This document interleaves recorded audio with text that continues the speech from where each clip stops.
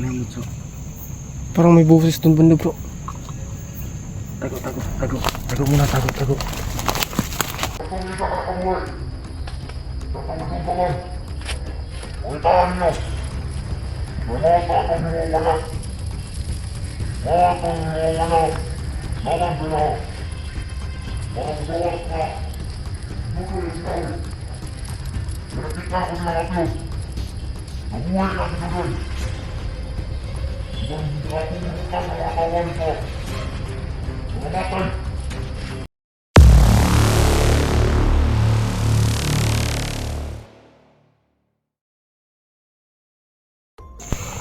Yan po mga idol, no? Isang mapagpalang araw po sa inyo lahat. Sa magandang araw mga kabunso.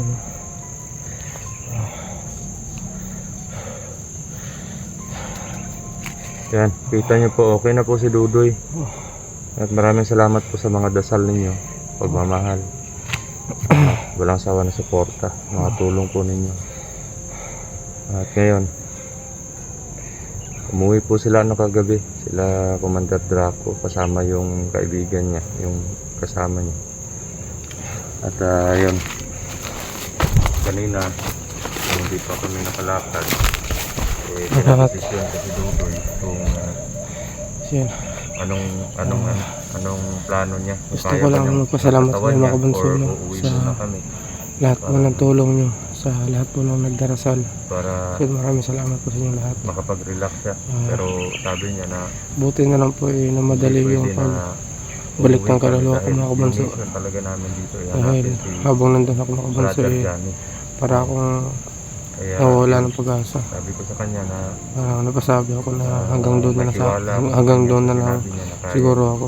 Pero buti na lang at di ako mag-ingat lang pinabayaan ni Kuya Dudong. mag-ingat lang talaga. Yun ang malaki yung utang ko kay Sana hindi Dudong. mabasag Mga ng kabunso. mga kalaban yung strategy namin. Dahil alam natin na hindi Napag-isipan din namin ni Kuya Dudong na hahanapin muna namin si Kuya Johnny dahil sa ngayon ay medyo okay na ako dahil nandito pa naman yung yung binigay ni Kuya Dudong sa akin, no? Yung pinasuot niya sa akin. kami sa critical area. Ito po. At sa mga hindi naman po Ito. nakakaintindi, inaano ko po, Malaking tulong po ito sa akin mga kabunso. ulit ko pong sabihin. Dahil kung wala po ito siguro Gustuhan yun, nangyari kay Brother Johnny. hindi ako makakabalik sa katawan na to. Napailalim po ako ng hypnotize ng mga tatlong superior na nakalaman. At nire-respect ko Nagpapasalamat talaga ako sa inyo mga kabunso. hinanain ko. Hindi po ako magsasabang ulit-ulitin yun na magpasalamat. Parang ako yung sinisisi. Inamin ko naman po yun. Kasi katawan ko yung nagamit. Tsaka sila Draco naman mga kabunso umuwi na. Hindi po namin pinapabayaan May si Johnny. pinuntahan silang importante lang daw. Dito po kami sa mission na So sa ngayon dalawa muna kami ni Kuya Dudong ngayon at para maano po. sa nangyari po mga kabunso biglaan po yun ito may sugat pa nga. Pag may nakita po kami ng mga kalaban, Hindi ko pa ma-isalaysay sa ngayon mga kabunso. Siguro pagbaba ko na doon ko na lang takot po kami. mag-update na lang po ako doon. Sasabihin ko lahat kung ano yung nangyari bago ko na yun ay may nangyari. nahiwalay sa katawan. Kumbaga nawala kami doon sa puso kay Brother Johnny dahil tumatakbo yung oras Sa ngayon mga kabunso yung spirito si Kuya Johnny yung at yun mission namin ngayon, no? sa tulong ng Panginoon, mga dasal nyo din po, yan na nakapalit na si Dudoy. Kaya ngayon continue po kami doon sa paghahanap kay Brother Johnny at sana po nakita namin siya na safety kahit alam po natin na delikado po yung buhay niya kasi may itak pa na nakasaksak Para akong naninibago mga kabunso. sa tiyan. Siguro mga ilang araw din akong wala sa katawan na Mga to. ilang araw na din po yun yung sitwasyon ni Brother Johnny. Sa ngayon patuloy po kami sa paghahanap kahit medyo Grabe yung sinapit ko doon mga kabunso. Sobra. Pero ako po halos kalahati ng lakas ko yung binigay ko sa nung una hindi pa ako nawala ng pag-asa. Pero habang tumatagal parang ano na, parang nawala na ako ng pag-asa Hindi para po kami nawawalan kasi ng pag-asa kasi alam po natin palagay ko huwag pababayaan ng Panginoon. parang wala talaga silang balak Mga na disgrasya buhayin po ako ganun. doon. Kasi habang nandun din ako Yung mga dapat bunso isipin po parang yung mga ginapos kalaban ako. po. Parang nakagapos ako. Kasi alam naman po natin Tsaka ang na nakikita ko lang magagawa ng marami kapatiran sila yun, na may hawak na bangkaw ba yun, sibat na tinatusok-tusok sa katawan ko. Kaya Di siguro ba po naiintindihan ko naman po yung emotion. kaya siguro masakit yung ano ko ngayon, yung mga katawan ko, pero kaya naman. po kami. Kaya pa naman mga Dito bunso. po kami tumititis para po sa kanya. Abot po to ng mga ilang araw dito sa bundok siguro. Pagkasal na lang po kami mga idol. So panigurado pagbaba ko dito parang sa palagay ko lang mga bunso. Panigurado pagbaba ko dito parang baka hindi ko maigalaw yung katawan ko sa pagod ma-rescue. at sa sakit siguro ganun. Sa palagay ko lang. Hindi man kami yung makarescue dahil marami kami na naghahanap sa kanya ngayon. Kaya So sana din makabunso na si Kuya Johnny yan sa amin lang kumikilos kami para makahanap na agad dahil naka ano din ako sa upload niya alam naman natin sobrang na delikado din. kami na naghahanap kay Brother John. Pati dito din sa area na to mga kabunso, sobra din, sobrang critical din dito mga kabunso. Alam po natin kung ano yung klase yung mga kalaban natin. Puno-puno na So sana talaga mahanap na si Kuya Johnny sa madaling panahon. Physical Baka iba yung pero makakita may sa mga kanya, physical. baka commander ang makakita sa kanya, delikado na. So yan. Yan na po si Dudu. Yun. Yan. Ipapasalamat din po ako kay Draco. Especially yung Panginoon. Hindi po natin makakaligtaan yan kasi yan po yung unang dapat pasalamatan. Sa mga nagdasal, Parang kulang pa talaga ako sa sa mga walang sawa na sumusuport. tulog ganun. Maraming salamat. Dahil po sa sakripisyo natin lahat, nagtagumpay po tayo. At lalong-lalo na din kay Kuya Dudong mga kabunso, ginawa niya talaga ng paraan para may balik yung katawan ko. Yun. Maraming salamat kayo. Nagpapasalamat din po ako sa kanya. Alam ko na At lalong-lalo na po sa itaas po. Dahil ginabayan niya ako sabi niya, hanggang makabalik ako sa katawan na to. darating po daw yung panahon na kailangan ko po maghanda dahil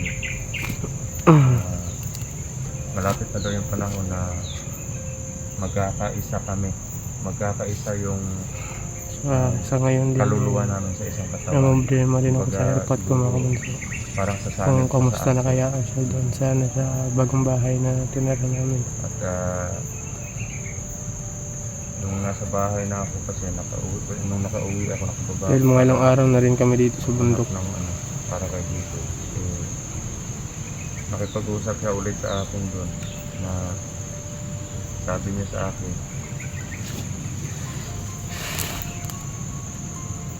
darating daw yung panahon dahil sa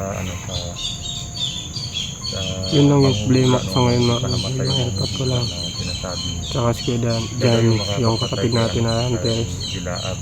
Pero parang nasumpa at nabaliktad siya yung napatay niya yung Gilaab.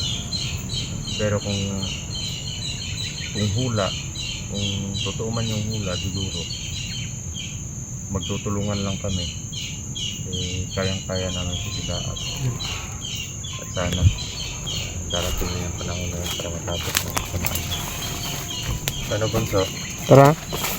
Okay ka na? Oo. At saka maraming salamat bro. Okay lang ako. Yung problema. Tsaka hanggang ngayon suot-suot ko pa rin tong yung binigay mo sa akin na Yan. Ano mo Ito. yan? Tago mo yan. Ito po. Yan. Malaking tulong po to sa akin. Tago mo yan. So ano? Bakit tayo? Dito po kami. Sobrang sukal po dito. Oo. Medyo malayo na po yung nalakbay namin sa paghahanap kay Brother Johnny. Hindi lang po kami nag-off cam. nag-on cam kanina. Ngayon lang ako kami nag-on cam.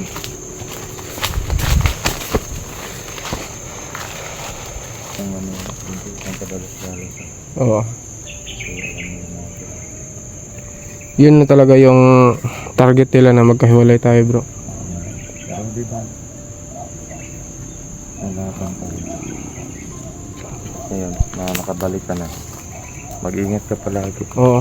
Dubli, ano na. Dubli ingat ka talaga.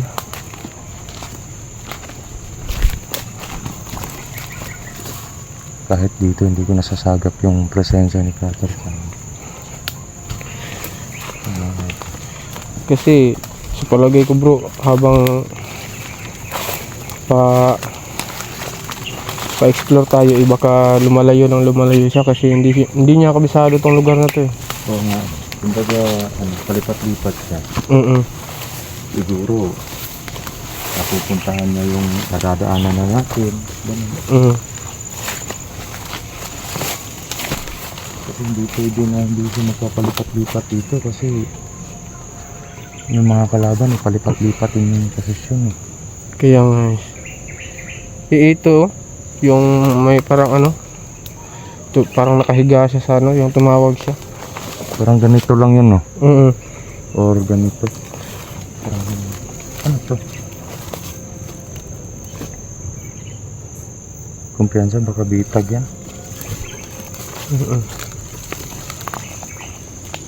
Parang ganito yung bunso. Oo, parang ganito nga eh. Parang ganito yung nakita natin sa amin yung nag-video call siya sa atin. Ilang ganito na po yung nadaanan namin mga idol, no? Yan. Ilang ganito na po.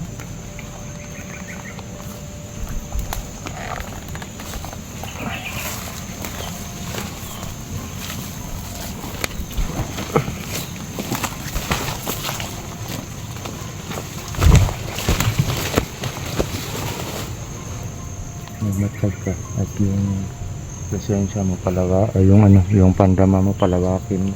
Oo. At itago mo yung presensya mo para palawakin mo yung pandama mo para makakita natin si Brother Johnny kung nasa malapit lang.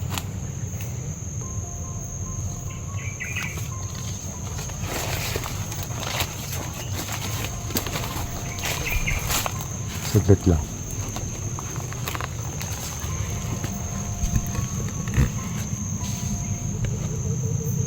Bigla na lang ako nakaramdam ng malakas na puwersa eh. Parang kakaiba, no? Hindi ko lang matukoy kung saan banda. Lakas.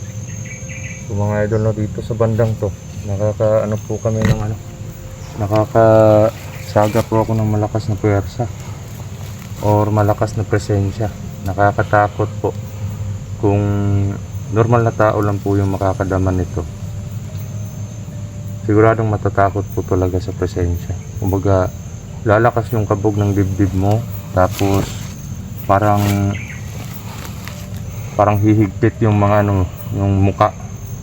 Ganun yun. Pero hindi ko lang ramdam kung saan banda. Kumpensa dudo. Baka nasa paligid mo. Baka may tinanim sila ditong usal, bro. Ito yung problema dito sa paghahanap namin kasi hindi po kami basta-basta na lakad lang ng lakad. Kailangan po namin magmasid dahil nababasa po ng mga kalaban yung mga sigas namin na dahil po sa nag-a-update po kami sa video. So pasensya na po kayo kung minsan i-delay po yung mga upload namin.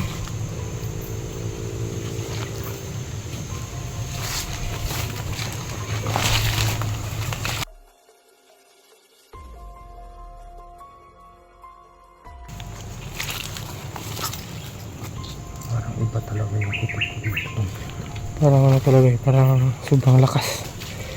Pasensya na to. Iwan namin kung kaninang pasensya to, pero para kakaiba.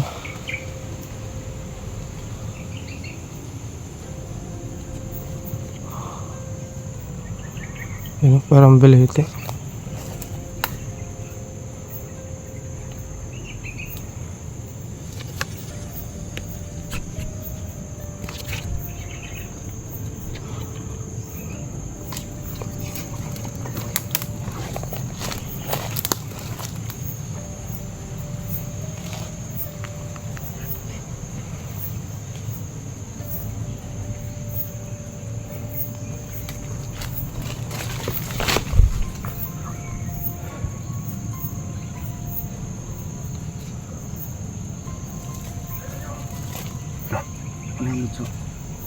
Parang may boses dun banda bro. Tago muna, tago.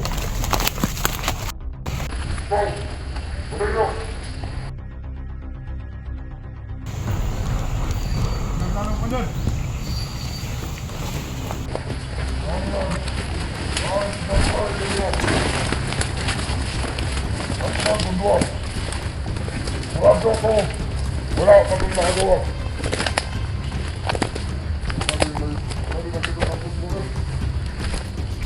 Wala kang nag-upload. Wala sila mag-upload. Nagawa sila. Sigurado ko, wala kang isunan ko. Wala kang isunan niya. Ang pinangyan, nagsipan nila. Ayaw din ko please. Panitaa ko ninyo. Wala ko yung pupul nila.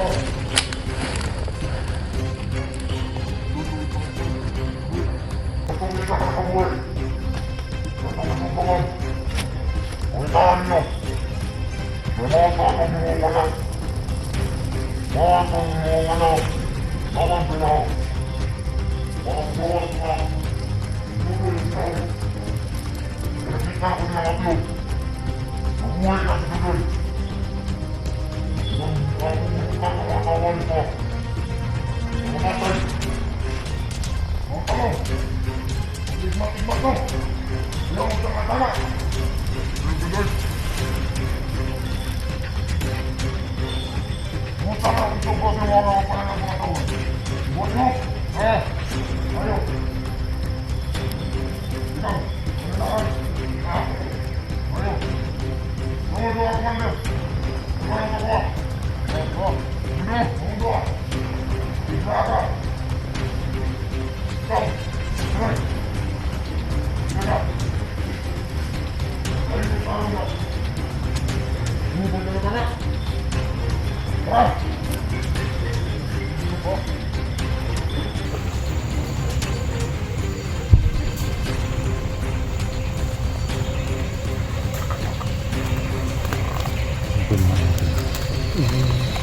Andito po si Dilaag tsaka may kasama siyang dalawang Yung mga banso. Si Dilaag po yung mga banso. May dalawang commander siyang kasama. parang Iwan namin kung sino yung commander na yung dalawa. grupo ng banat. Pero may dalawang iniwan siya dito. Kumbaga Pinatay ko din naman. naglatag na po siya ng mga tauhan niya para magbantay. Dahil alam niya na Punta niya daw doon. nakabalik na ako sa katawan ko. Patay na daw yung mga tao. Siguro ng bandang doon sa unahan eh. Hanap daw nilang Mayroon pa siyang nilatag doon ng mga tauhan. Nakahanap niya. Kasi gagawin daw yung alas. Laban sa akin. Ibang klaseng commander po yun si Dilaag mga kamunso. Dahil commander po yun sa banal. Banal po yun mga kamunso. Kaya ibang lakas po talaga yung Tuhan dito na iniwan. Para dito na bantay. kakaiba po talaga yung lakas ng mga kamunso. Kumpara sa tauhan niya na sinabi mo. Patay natin. Oo. Daling kill mo yung isa. Oo. Ano bahala rin sa isa. Oo. Sige. Medyo selling kill namin ito mga kamunso.